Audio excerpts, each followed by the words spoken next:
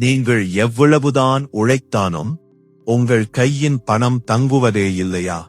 சேமிக்க வேண்டும் என்று நினைக்கும் போதெல்லாம் தேவையற்ற செலவுகள் வந்து உங்கள் நிம்மதியை குலைக்கிறதா?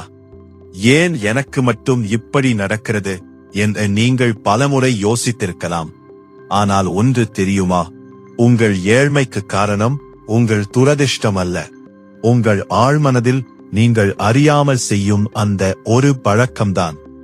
ஆசியாவின் தலைசிறந்த ராஜதந்திரி ஆச்சாரிய சாணக்கியர் ஒருவன் பிச்சைக்காரனாக மாறுவதற்கும் கோடீஸ்வரனாக மாறுவதற்கும் இடைப்பட்ட அந்த மெல்லிய கோட்டை மிக தெளிவாக விளக்கியிருக்கிறார். அந்த ரகசியத்தை இன்று நீங்கள் தெரிந்து கொள்ளப் போகிறீர்கள். இது உங்கள் வாழ்க்கையை மாற்றப் போகும் இந்த நிமிடங்கள். சாணக்கியரின் கூற்றுப்படி செல்வம் என்பது வெறும் காகிதம் அல்ல, அது லட்சுமி அம்சம். லட்சுமி தேவி ஒரு இடத்தில் நிலைத்து நிற்க வேண்டுமென்றால் அந்த இடம் தூய்மையாகவும் ஒழுக்கமாகவும் இருக்க வேண்டும்.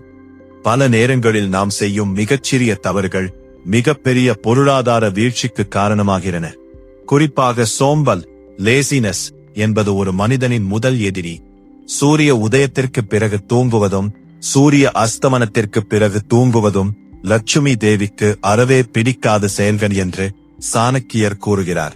இது வெறும் ஆன்மீகம் மட்டுமல்ல, ஒரு மனிதனின் உற்பத்தி திறனை, ப்ரொடக்டிவிட்டி நேரடியாக பாதிக்கும் விஷயமாகும். அதிகாலையில் எழாத ஒருவனால் அந்த நாளின் வாய்ப்புகளை சரியாக பயன்படுத்த முடியாது.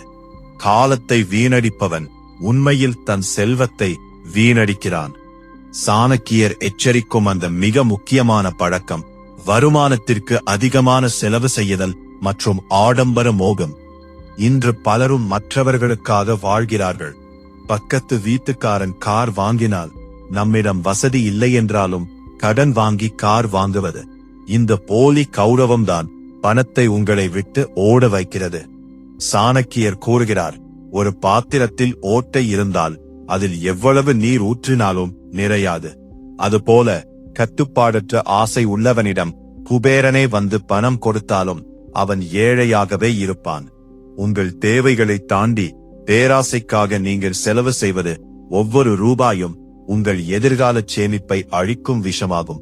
பணம் ஏன் ஒருவரிடம் தங்காது என்பதற்கு சாணக்கியர் கூறும் இன்னொரு காரணம் வாக்கு. யாரொருவர் மற்றவர்களை காயப்படுத்தும் வகையில் பேசுகிறாரோ, யாரிடம் பணிவு இல்லையோ அங்கிருந்து செல்வம் வெளியேறும். ஒரு தொழிலதிபர் தன் வாடிக்கையாளர்களிடமோ அல்லது ஊழியர்களிடமோ கடுமையாக நடந்து கொண்டால் அந்த தொழில் வீழ்ச்சி அடையும். அதேபோல அழுக்கான உடைகளை அணிவதும் பற்களை சரியாக சுத்தம் செய்யாமல் இருப்பதும் தரித்திரத்தின் அடையாளம் என்கிறார் சாணக்கியர். சுத்தம் இல்லாத இடத்தில் நேர்மறை ஆற்றல் இருக்காது. ஆற்றல் இல்லாத இடத்தில் செல்வம் பெருகாது. ஒரு மனிதனின் குணத்தை அவனுடைய நண்பர்களை கொண்டு அறியலாம். தீய பழக்கங்கள் உள்ளவர்களுடன் நட்பு வைப்பதன் மூலம் உங்கள் உழைப்பின் பலன் முழுவதும் தேவையற்ற வழிகளில் செலவாகும். சூதாட்டம், மது மற்றும் முறையற்ற உறவுகள் ஆகியவை ஒரு ராஜாவை கூட தெருக்கோடிக்கு கொண்டு வந்துவிடும். உங்கள் வருமானத்தில் ஒரு பகுதியை சேமிக்காமல் இதுபோன்ற சிற்றின்பங்களுக்காக செலவிடுவது உங்கள் குடும்பத்தின் முதுகெலும்பை உடைப்பதற்கு சமம். பணத்தை ஈட்டுவதை விட அதை தக்க வைப்பதே கடினம். சாணக்கியர் ஒரு மிகச்சிறந்த உதாரணத்தை கூறுகிறார். ஒரு குளத்தில் உள்ள நீர் தேங்கி நின்றால் அது பாசி பிடித்து அழுகிவிடும். ஆனால் அது வெளியேற வழியிருந்து புதிய நீர் வந்து கொண்டிருந்தால் அது சுத்தமாக இருக்கும். இதன் பொருள், பணத்தை சரியான முதலீடுகளில் பயன்படுத்த வேண்டும். ஆனால் எதற்கெடுத்தாலும் செலவு செய்வது முதலீடு அல்ல. உங்கள் வருமானத்தில் 50% தேவைகளுக்கும் 20% சேமிப்பிற்கும் மீதமுள்ளவற்றை அவசர கால தேவைகளுக்கும் ஒதுக்க வேண்டும். சேமிப்பு இல்லாத வாழ்க்கை துடுப்பு இல்லாத படகு போன்றது. சாணக்கிய நீதியின்படி ஒருவன் தன் இலக்கை அடைபவரை ஓயக்கூடாது. முயற்சி உடையார் இகழ்ச்சி அடையார். நீங்கள் இன்று ஏழையாக இருக்கலாம், ஆனால் அந்த ஏழ்மையிலேயே மடிவது உங்கள் தவறு. ஒவ்வொரு நாளும் புதிய விஷயங்களை கற்றுக்கொள்ளுங்கள். உங்கள் தொழிலில் புதுமையை புகுத்துங்கள். சோம்பேறித்தனம் உங்களை நெருங்க விடாதீர்கள். சாணக்கியர் கூறுகிறார், ஒரு பாம்பு விஷமற்றதாக இருந்தாலும் அது தன்னை விஷம் உள்ளது போல காட்டிக்கொள்ள வேண்டும். அதுபோல நீங்கள் பலவீனமாக இருந்தாலும் உங்கள் தன்னம்பிக்கையை ஒருபோதும் விட்டுக் கொடுக்காதீர்கள். அந்த தன்னம்பிக்கைதான் பணத்தை ஈர்க்கும் காந்தம். பணம் உங்களிடம் பெருக வேண்டும் என்றால் அதில் ஒரு சிறு பகுதியை தர்மத்திற்கு செலவிட வேண்டும். நீங்கள் மற்றவர்களுக்கு கொடுக்கும்போது பிரபஞ்சம் உங்களுக்கு பன்மடங்காக திருப்பிக் கொடுக்கும் என்பது சாணக்கியரின் அசைக்க முடியாத நம்பிக்கை. ஆனால் அந்த தர்மம் புகழுக்காக இருக்கக்கூடாது, மனப்பூர்வமாக இருக்க வேண்டும். அதேபோல் உங்களுக்கு உதவியவர்களுக்கு எப்போதும் நன்றியுடன் இருங்க. நன்றியுணர்வு உள்ள இதயத்தில் மட்டுமே செல்வம் குடிக்கொள்ளும். இறுதியாக சாணக்கியர் சொல்லும் பாடம் இதுதான்: பணம் என்பது ஒரு கருவி மட்டுமே, அதுவே வாழ்க்கை அல்ல. ஆனால் அந்த செல்வம் உங்கள் வசதிக்கும் உங்கள் குடும்பத்தின் பாதுகாப்புக்கும் அவசியம். உங்கள் பலவீனங்களை அடையாளம் காணுங்கள். எந்த பழக்கம் உங்களை முன்னேற விடாமல் தடுக்கிறதோ அதை இன்றே வேரோடு கிள்ளி எறியுங்கள். இன்று முதல் அதிகாலையில் எழுங்கள். தேவையில்லாத செலவுகளை குறையுங்கள். உழைப்பில் நேர்மையாக இருங்கள். சாணக்கியரின் இந்த விதிகளை பின்பற்றினால் ஓடிப்போகும் பணம் தானாகவே உங்களை தேடி வரும். உங்கள் வறுமை ஒழியும். உங்கள் வாழ்வு செழிக்கும். சாணக்கியர் ஒரு மிக முக்கியமான ராஜதந்திரத்தை கூறுகிறார். உங்களுடைய நிதி திட்டங்களையும் உங்கள் வருமானத்தின் ஆதாரங்களையும் யாரிடமும் முழுமையாக பகிர்ந்து கொள்ளாதீர்கள். ஒரு மனிதன் எவ்வளவு சம்பாதிக்கிறான், எதில் முதலீடு செய்திருக்கிறான் என்பது அவனுக்கும் அவனுடைய மனைவிக்கும் மட்டும் தெரிந்திருக்க வேண்டும். உங்கள் லாபத்தை பற்றி நீங்கள் தம்பட்டம் அடித்தால் அது பொறாமையையும் எதிரிகளையும் உருவாக்கும். அதேபோல் உங்கள் நஷ்டத்தை பற்றி யாரிடமும் புலம்பாதீர்கள். ஏனெனில் பலவீனமானவர்களை உலகம் ஒருபோதும் மதிப்பதே இல்லை. செல்வம் பெருக வேண்டுமென்றால் உங்கள் செயல்பாடுகள் அமைதியாகவும் அதன் முடிவுகள் அதிரடியாகவும் இருக்க வேண்டும். தேவையற்ற பேச்சுகளை குறைப்பவனிடம் ஆற்றல் சேமிக்கப்படுகிறது. அந்த ஆற்றல் அவனை பணக்காரனாக மாற்றுகிறது.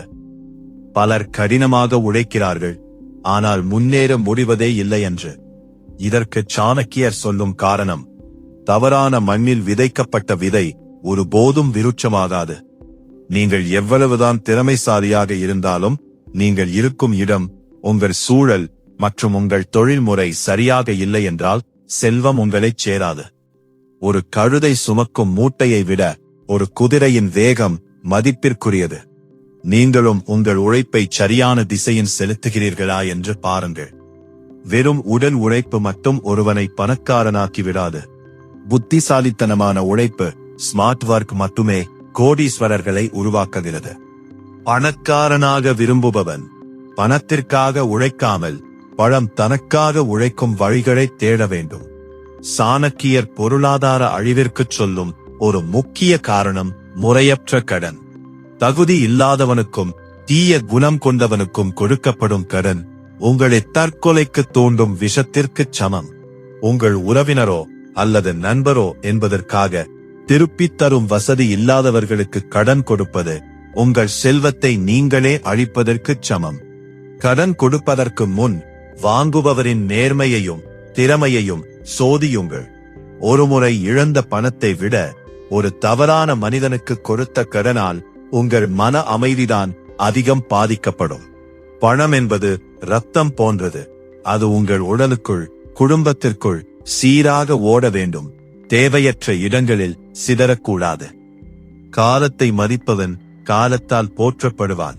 சாணக்கியரின் கூற்றுப்படி ஒரு வாய்ப்பு வரும்போது அதை தவறவிடுபவன் வாழ்நாள் முழுவதும் ஏழையாகவே இருக்க நேரிடும்.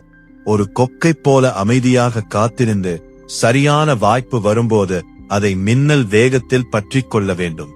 இன்று பலர் நாளை பார்த்துக் கொள்ளலாம் என்ற தள்ளிப்போடும் பழக்கத்தால் புரோக்ராஸ்டினேஷன் பல கோடி ரூபாய் மதிப்பிலான வாய்ப்புகளை இழக்கிறார்கள்.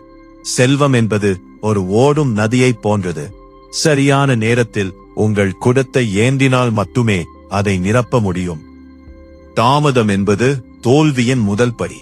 பணத்தை ஓட வைக்கும் இன்னொரு பழக்கம் பேராசையினால் அதிக லாபம் தரும் என்று சொல்லப்படும் ஆபத்தான திட்டங்களில் முதலீடு செய்வது. சாணக்கியர் கூறுகிறார், நிச்சயமில்லாத ஒன்றிற்காக நிச்சயமான ஒன்றை தியாகம் செய்பவன் இரண்டையுமே இழக்கிறான். உங்கள் கடின உழைப்பின் பலனை சூதாட்டத்திலோ அல்லது சரியான புரிதல் இல்லாத பங்கு சந்தையிலோ ஒரே நாளில் கொட்டிவிடாதீர்கள். முதலீடு என்பது ஒரு மரம் வளர்ப்பதை போன்றது. அது மெதுவாகத்தான் வளரும், ஆனால் நீண்ட காலத்திற்கு நிழல் தரும். குறுக்கு வழியில் கோடீஸ்வரனாக நினைப்பவன் விரைவில் பிச்சைக்காரனாக மாறுவான் என்பதுதான் கசப்பான உண்மை. எல்லாவற்றையும் விட மேலான செல்வம் அறிவு என்கிறார் சாணக்கியர். அறிவை எவனும் திருட முடியாது, அது செலவு செய்ய செய்ய பெருகும். நீங்கள் ஒரு தொழிலை தொடங்கும் முன் அல்லது ஒரு காரியத்தில் இறங்கும் முன் அதை பற்றிய முழுமையான அறிவை பெறுங்கள். அரைக்குற ஜானத்துடன் செயலில் இறங்குவது இருட்டில் கத்தியை வீசுவதற்கு சமம். உங்கள் வருமானத்தில் ஒரு பகுதியை எப்போதும் புதிய விஷயங்களை கற்றுக்கொள்ளவும் உங்கள் திறமையை வளர்த்துக் கொள்ளவும் பயன்படுத்துங்கள். உங்கள் மூளையில் நீங்கள் செய்யும் முதலீடுதான் உங்கள் வங்கி கணக்கை நிரப்பும். பணம் உங்களை விட்டு ஓடாமல் இருக்க வேண்டும்னால் நீங்கள் பணத்திற்கு அடிமையாகாதலும் பணத்தை உங்களுக்கு அடிமையாக்கத்தலும் வேண்டும். பணத்தின் மீது அதிகப்படியான பற்று வைப்பதும் தவறு, அலட்சியமாக இருப்பதும் தவறு. சாணக்கியர் காட்டிய வழியில் நேர்மையின் முறையில் செல்வத்தைச் சேகரியுங்கள். அறநெறி தவறி ஈட்டும் செல்வம் 10 ஆண்டுகளுக்கு மேல் நிலைக்காது. அது 11வது ஆண்டில் வட்டியும் முதலுமாக அழிந்துவிடும். ஒழுக்கம், நேர்மை, கடின உழைப்பு மற்றும் சரியான திட்டமிடல், இந்த 4ம் யாரிடம் இருக்கிறதோ அவர்களை தேடி மகாலட்சுமி ஓடி வருவாள். நண்பர்களே, சாணக்கியரின் இந்த 3 பகுதி போதனைகளும் உங்கள் வாழ்க்கையில் ஒரு மிகப்பெரிய மாற்றத்தை ஏற்படுத்தும் என்று நான் நம்புகிறேன். உங்கள் வறுமைக்கும் உங்கள் பணப்பிரச்சனைக்கும் காரணம் உங்களின் விதி அல்ல, நீங்கள் மாற்ற வேண்டிய உங்கள் பழக்கங்கள்தான். இன்று இந்த வீடியோவில் பார்த்த விஷயங்களில் எந்த ஒரு பழக்கத்தை நீங்கள் முதலில் மாற்றப் போகிறீர்கள் என்பதை கீழே கமெண்ட் செய்யுங்கள். இந்த தகவல் உங்களுக்கு பயனுள்ளதாக இருந்தால் உங்கள் நண்பர்களுக்கும் பகிருங்கள். மீண்டும் ஒரு அற்புதமான வீடியோவில் சந்திப்போம்.